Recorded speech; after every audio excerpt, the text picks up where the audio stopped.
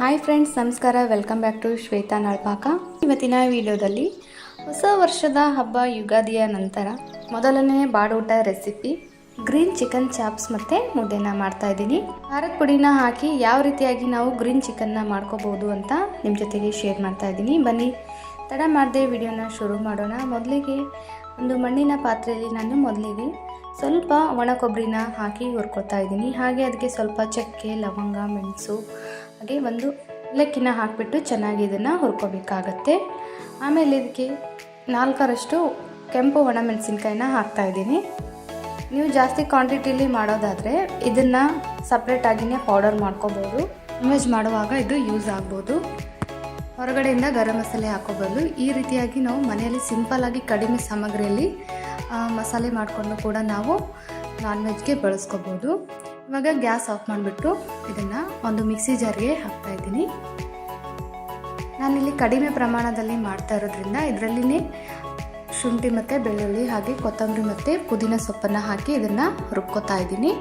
ನೀವು ಜಾಸ್ತಿ ಮಾಡ್ತಾಯಿದ್ರೆ ಆ ಮಸಾಲೆನ ಸಪ್ರೇಟಾಗಿಯೇ ರುಬ್ಕೋಬೋದು. ಇದನ್ನು ರುಬ್ಬಿ ಸೈಡಲ್ಲಿ ಇಟ್ಕೊಳ್ಳೋಣ.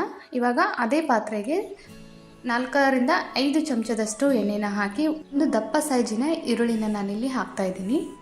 ಈರುಳ್ಳಿ ಸ್ವಲ್ಪ ಕಂದು ಬಣ್ಣ ಬರೋವರೆಗೂ ಇದನ್ನು ಬಾಡಿಸ್ಕೋಬೇಕಾಗುತ್ತೆ. ಚಿಕನ್ಗೆ ಸ್ವಲ್ಪ ಈರುಳ್ಳಿ ಚೆನ್ನಾಗಿಯೇ ಫ್ರೈ ಆದರೆ ತುಂಬ ಟೇಸ್ಟ್ ಕೊಡುತ್ತೆ. ಇವಾಗ ನಾನಿಲ್ಲಿ 1/4 kg ಚಿಕನ್ನ ಚೆನ್ನಾಗಿ ತೊಳೆದ್ಬಿಟ್ಟು ಇದಕ್ಕೆ ಹಾಕ್ತಾಯಿದ್ದೀನಿ. ಚಿಕನ್ಗೆ ಉಪ್ಪು ಮತ್ತು ಅರಿಶಿಣ ಹಾಕಿ ಕೂಡ ತೊಳ್ಕೊಬೋದು. ಇವಾಗ ನೋಡಿ, ಇದಕ್ಕೆ ಇವಾಗ ಒಂದು ಟೊಮೊಟೊನ ಹಾಕ್ತಾಯಿದ್ದೀನಿ. ಈ ರೀತಿ ಚಿಕನ್ ಮಾಡೋದ್ರಿಂದ ಚಿಕನ್ ತುಂಬ ಟೇಸ್ಟಾಗಿ ಬರುತ್ತೆ. ಟೊಮೊಟೊ ಪೂರ್ತಿ ಮೆತ್ತಗಾಗಬೇಕು, ಅಲ್ಲಿ ತನಕ ಇದನ್ನು ಚೆನ್ನಾಗಿ ಕುದಿಸ್ಕೋಬೇಕಾಗತ್ತೆ. ಇದಕ್ಕೆ ಇವಾಗ ರುಚಿಗೆ ತಕ್ಕಷ್ಟು ಉಪ್ಪು ಮತ್ತು 1 ಚಮಚದಷ್ಟು ಅರಿಶಿಣ ಪುಡಿನ ಹಾಕಿ ಇದನ್ನು ಸ್ವಲ್ಪ ಹೊತ್ತು ಬೇಯೋಕ್ಕೆ ಬಿಡಬೇಕು. ಒಂದು 5 ನಿಮಿಷಗಳ ಕಾಲ ಬೇಯೋಕ್ಕೆ ಬಿಟ್ಟರೆ ಸಾಕಾಗುತ್ತೆ. ಇಲ್ಲಿ ನಾನು ಚಿಕನ್ ಮಸಾಲಾನ ಹಾಕ್ತಾಯಿದ್ದೀನಿ. 1-2 ಸ್ಪೂನಷ್ಟು ಚಿಕನ್ ಮಸಾಲಾನ ಹಾಕ್ತಾಯಿದ್ದೀನಿ. ಇದನ್ನು ಇವಾಗ ಲಿಡ್ ಕ್ಲೋಸ್ ಮಾಡಿಬಿಟ್ಟು ಒಂದು 5 ನಿಮಿಷಗಳ ಕಾಲ ಬೇಯೋಕ್ಕೆ ಬಿಡೋಣ. ಇವಾಗ ನೋಡಿ, 5 ನಿಮಿಷಗಳ ಕಾಲ ಆಗಿದೆ. ಇವಾಗ ರುಬ್ಬಿರುವಂತಹ ಮಸಾಲೆನ ಇವಾಗ ಇದಕ್ಕೆ ಹಾಕ್ತಾಯಿದ್ದೀನಿ. ಮಸಾಲೆ ಹಸಿ ವಾಸನೆ ಹೋಗೋವರೆಗೂ ಇದನ್ನು ಚೆನ್ನಾಗಿ ಮಿಕ್ಸ್ ಮಾಡಿಕೊಂಡು ಮತ್ತೆ ಒಂದು 2 ನಿಮಿಷಗಳ ಕಾಲ ಇದನ್ನು ಚೆನ್ನಾಗಿ ಬೇಯೋಕ್ಕೆ ಬಿಡಬೇಕು. ನೋಡಿದ್ರಲ್ವ ಕಲರ್ ಎಷ್ಟು ಚೆನ್ನಾಗಿ ಕಾಣ್ತಾ ಇದೆ ಅಂತ, ಗ್ರೀನ್ ಕಲರಾಗಿ ಬಂದಿದೆ. ಇದಕ್ಕೆ ಇವಾಗ 1 ಚಮಚದಷ್ಟು ನಾನು ಇಲ್ಲಿ ಖಾರದ ಪುಡಿನ ಹಾಕ್ತಾಯಿದ್ದೀನಿ. ಖಾರದ ಪುಡಿ ಹಾಕಿದರೂ ಕೂಡ ನಮಗೆ ಕಲರ್ ಚೇಂಜ್ ಆಗೋದಿಲ್ಲ. ಇಲ್ಲಿ ಖಾರದ ಪುಡಿ ಬೇಡ ಅಂತಂದರೆ ನೀವು ಹಸಿರು ಮೆಣಸಿನ್ಕಾಯಿ ಕೂಡ ಹಾಕ್ಬೋದು.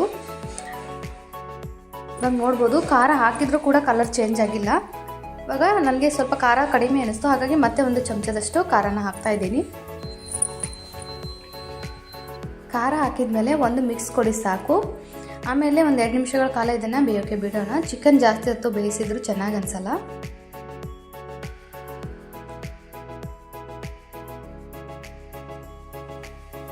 ನಿಮಿಷ ನಂತರ ಲಿಡ್ಡನ್ನು ತೆಗಿತಾ ಇದ್ದೀನಿ. ಇವಾಗ ನೋಡಿ, ಇದು ಚಿಕನ್ ರೆಡಿಯಾಗಿದೆ. ಎಣ್ಣೆ ಅಂಶ ಎಲ್ಲ ಚೆನ್ನಾಗಿ ಬಿಟ್ಕೊಂಡಿದೆ.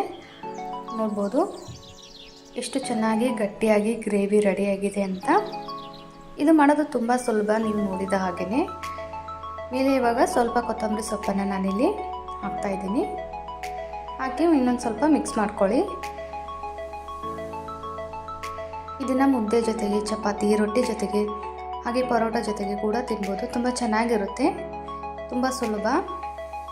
ನೋಡಿದ್ರಲ್ವ, ಬಿಸಿ ಬಿಸಿ ಗ್ರೀನ್ ಚಿಕನ್ ಚಾಪ್ಸ್ ಸವಿಯೋಕೆ ಸಿದ್ಧವಾಗಿದೆ. ಸ್ವಲ್ಪ ನೀರು ಬೇಕಿದ್ರೂ ಹಾಕೋಬೋದು, ನಾನಿಲ್ಲಿ ನೀರೇನು ಹಾಕಿಲ್ಲ. ಇವಾಗ ಇದ್ರ ಜೊತೆಗೆ ನಾನಿಲ್ಲಿ ಮುದ್ದೆನ ಮಾಡ್ಕೋತಾ ಇದ್ದೀನಿ. ಮುದ್ದೆ ಎಲ್ರಿಗೂ ಬರುತ್ತೆ, ಹಾಗಾಗಿ ನಾನೇನು ಎಕ್ಸ್ಟ್ರಾ ಏನು ಇದರಲ್ಲಿ ನಿಮಗೆ ಹೇಳೋದಿಲ್ಲ. ನಾರ್ಮಲ್ ಆಗಿ ನಾನು ಯಾವ ರೀತಿ ಮುದ್ದೆ ಮಾಡ್ತೀನಿ ಅಂತ ತೋರಿಸ್ತಾ ಇದ್ದೀನಿ. ಪಾತ್ರೆಗೆ ನಾನಿಲ್ಲಿ 1.5 ಗ್ಲಾಸಷ್ಟು ನೀರನ್ನು ಹಾಕಿ, ನೀರು ಸ್ವಲ್ಪ ಬಿಸಿ ಆದಮೇಲೆ ಅದಕ್ಕೆ ಸ್ವಲ್ಪ ಒಣ ಹಿಟ್ಟು, ಹಾಗೆ ರುಚಿಗೆ ತಕ್ಕಷ್ಟು ಉಪ್ಪು, ಹಾಗೆ ಸ್ವಲ್ಪನೇ ಎಣ್ಣೆನ ಹಾಕಿದ್ದನ್ನು ಈ ರೀತಿ ಕುದಿ ಬರೋವರೆಗೂ ಕುದಿಸ್ಕೊತಾ ಇದ್ದೀನಿ. ಒಂದು ಕುದಿ ಬಂದಮೇಲೆ ನಾನಿಲ್ಲಿ ರಾಗಿ ಹಿಟ್ಟನ್ನು ಹಾಕ್ತಾಯಿದ್ದೀನಿ. ನಾನಿಲ್ಲಿ 1 ಕಪ್ನಷ್ಟು ರಾಗಿ ಹಿಟ್ಟನ್ನು ತೊಗೊಂಡಿರೋದು. ನೋಡಿ, ಇವಾಗ ಮುಚ್ಚಳನ ಮುಚ್ಚಿ ಒಂದು 2 ನಿಮಿಷಗಳ ಕಾಲ ಬೇಯೋಕ್ಕೆ ಬಿಟ್ಟಿದೆ. ಇದು ಈ ರೀತಿಯಾಗಿ ಬೇಯ್ತಾ ಇದೆ. ಈ ರೀತಿ ಮಾಡ್ಕೊಳ್ಳೋದ್ರಿಂದ ಮುದ್ದೆ ಗಂಟಾಗಿ ಬರೋದಿಲ್ಲ. ಮುದ್ದೆ ಮಾಡೋದು ಕಷ್ಟ ಅಂತ ಅನ್ನೋರು ಈ ರೀತಿಯಾಗಿ ಮುದ್ದೆನ ಮಾಡ್ಕೊಳ್ಳಿ, ತುಂಬ ಸುಲಭವಾಗಿ ಬರುತ್ತೆ, ಗಂಟು ಸ್ವಲ್ಪನೂ ಇರೋದಿಲ್ಲ. ನಾವು ಹಾಕಿರೋ ಹಿಟ್ಟಿನ ಮೇಲೆ ನೀರು ಉಕ್ಕಿ ಬರಬೇಕು, ಅಲ್ಲಿಯವರೆಗೂ ಅದನ್ನು ಬಿಡಬೇಕಾಗುತ್ತೆ. ಲೋ ಫ್ಲೇಮಲ್ಲೇ ಇಟ್ಕೊಂಡು ಇದನ್ನು ಕುದಿಸ್ಕೋಬೇಕಾಗತ್ತೆ ನೋಡಿ. ಇವಾಗ ಇದನ್ನು ಚೆನ್ನಾಗಿ ಮಿಕ್ಸ್ ಮಾಡ್ಕೊಳ್ಳಿ. ನಾನಿಲ್ಲಿ ಚಮಚದಿಂದನೇ ಮಿಕ್ಸ್ ಮಾಡ್ಕೋತಾ ಇದ್ದೀನಿ ನೋಡಿ. ಒಂದು ಸ್ವಲ್ಪನೂ ಗಂಟು ನಮಗೆ ಕಾಣಿಸ್ತಾ ಇಲ್ಲ, ನೋಡ್ಬೋದು ಎಷ್ಟು ಚೆನ್ನಾಗಿ ಬರ್ತಾ ಇದೆ ಅಂತ. ಇದೇ ರೀತಿ ಚೆನ್ನಾಗಿ ಕೈ ಬಿಡ್ದೇನೆ ಇದನ್ನು ಮಿಕ್ಸ್ ಮಾಡ್ಕೊಂಡ್ರೆ ಸಾಕಾಗುತ್ತೆ. ಇವಾಗ ಮತ್ತೆ ಮಿಕ್ಸ್ ಮಾಡ್ಕೊಂಡಾದ್ಮೇಲೆ ಮೇಲೆ ಮುಚ್ಚಳ ಮುಚ್ಚಿ 2 ಮಿನಿಟ್ಸ್ ಬಿಟ್ಟಿದೆ ಇದಕ್ಕೆ. ಇವಾಗ ಇದನ್ನು ತೆಗೆದುಕೊಂಡು ಮುದ್ದೆನ ಮಾಡ್ಕೊಳ್ಳೋಣ. ಒಂದು ತಟ್ಟೆಗೆ ಇದಕ್ಕೆ ಹಾಕ್ತಾ ಇದ್ದೀನಿ. ನಾನಿಲ್ಲಿ 2 ಮುದ್ದೆ ಅಷ್ಟೇ ಮಾಡ್ತಾ ಇರೋದು, ಹಾಗಾಗಿ ಸ್ವಲ್ಪನೇ ಹಿಟ್ಟು ತೊಗೊಂಡಿದ್ದೀನಿ.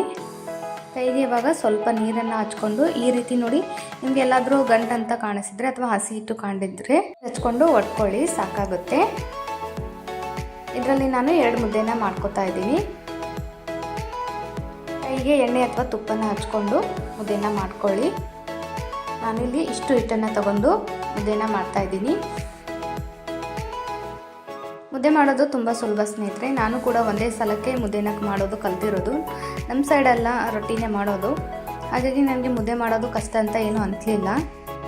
ಸುಲಭವಾಗಿ ಮುದ್ದೆನ ಮಾಡ್ಕೋಬೋದು ನೋಡಿ. ಈ ಥರ ನಾವು ಕೆಲವೊಂದು ಟಿಪ್ಸನ್ನು ಯೂಸ್ ಮಾಡಿ ಮುದ್ದೆನ ಆರಾಮಾಗಿ ಮಾಡ್ಕೋಬೋದು. ನಾನ್ ವೆಜ್ಜಲ್ಲಿ ಮುದ್ದೆ ತುಂಬಾ ಚೆನ್ನಾಗಿ ಅನಿಸುತ್ತೆ, ಹಾಗಾಗಿ ನಾನಿಲ್ಲಿ ಇವತ್ತು ಮುದ್ದೆನ ಮಾಡ್ಕೊಂಡಿರೋದು ನೋಡಿ. ಈ ಸೈಜಲ್ಲಿ ಒಂದು ಮುದ್ದೆ ಆಗಿದೆ, ಅದಕ್ಕಿಂತ ಚಿಕ್ಕ ಸೈಜಲ್ಲಿ ಇನ್ನೊಂದು ಮುದ್ದೆ ಆಗಿದೆ. ಇವಾಗ ಇದ್ರ ಜೊತೆಗೆ ನಾನು ಮಾಡಿರುವಂತಹ ಗ್ರೀನ್ ಚಿಕನ್ ಚಾಪ್ಸ್ನ ಬಳಸ್ತಾ ಇದ್ದೀನಿ.